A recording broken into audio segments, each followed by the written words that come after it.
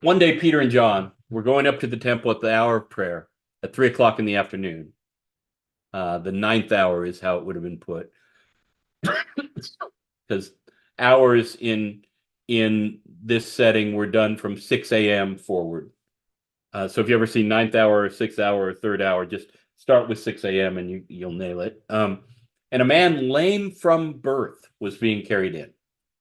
People would lay him daily at the gate of the temple called the Beautiful Gate so that he could ask for alms from those entering the temple.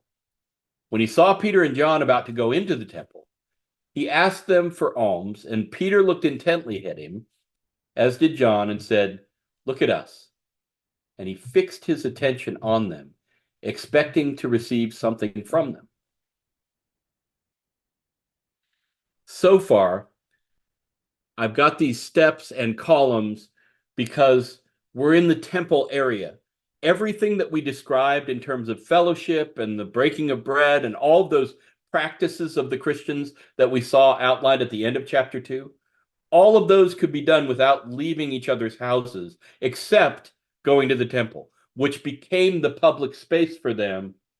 And here we've got them not just going out, but engaging somebody who seems not to have been a part of the Christian community, right? This lame beggar, whose name we don't know, uh, is on the temple steps, has been doing this for a long time near the Beautiful Gate, and he's always had to ask for alms. Look at us, and now we'll go to what happened. Peter said, "I have no silver or gold." I guess he could have asked in the community of goods, he could have asked for some from another from another believer, but what he gives is a little better than this. "But what I have, I give you. In the name of Jesus Christ of Nazareth, stand up and walk." And he took him by the right hand and raised him up, and immediately his feet and ankles were made strong.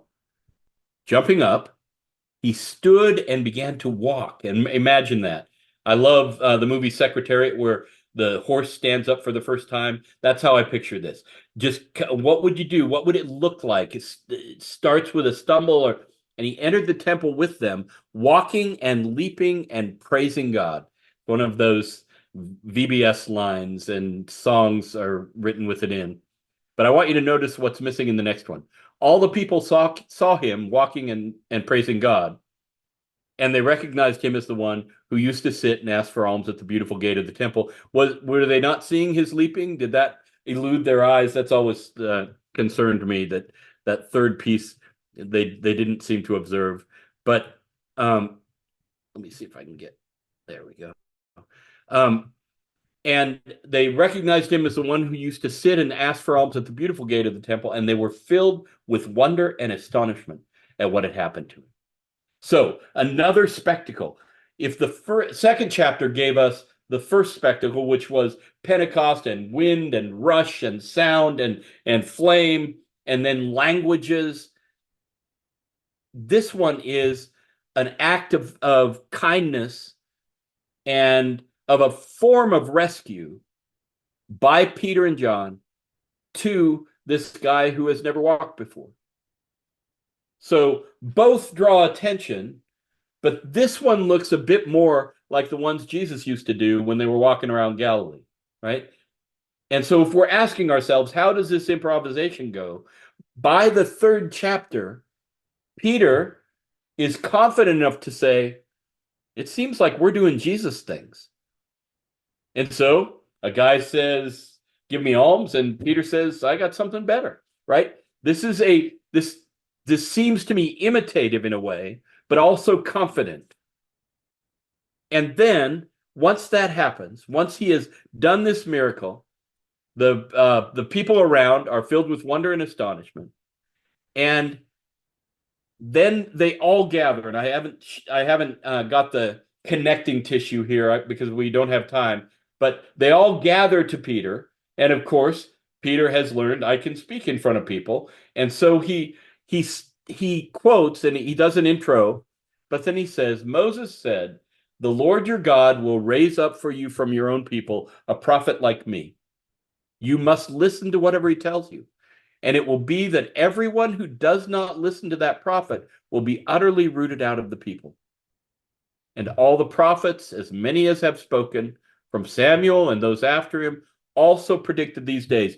You are the descendants of the prophets, and the covenant that God gave to your ancestors, saying to Abraham, and in your descendants all the families of the earth shall be blessed. When God raised up his servant, he sent him first to you to bless you by turning each of you from your wicked ways. So notice how we've got Moses, we mentioned that a little earlier. We've done, therefore, Joel, a prophet, David, the Psalms and writings, and now we've got Moses, the law, and Moses is anticipating a prophet like himself who's going to come. Peter is saying Jesus is that prophet. He's the one we've been waiting for, and he gets you in on the ground floor. Now, in the second paragraph, we aren't going to have time for, he's going to go at them a little more sternly as he did in the Pentecost sermon and say, you guys had a shot at this, but you decided to reject him. Now take your shot, your second chance, and come aboard, right?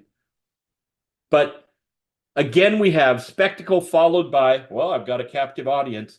I will preach. That's a thing that we see in both chapter 2 and chapter 3.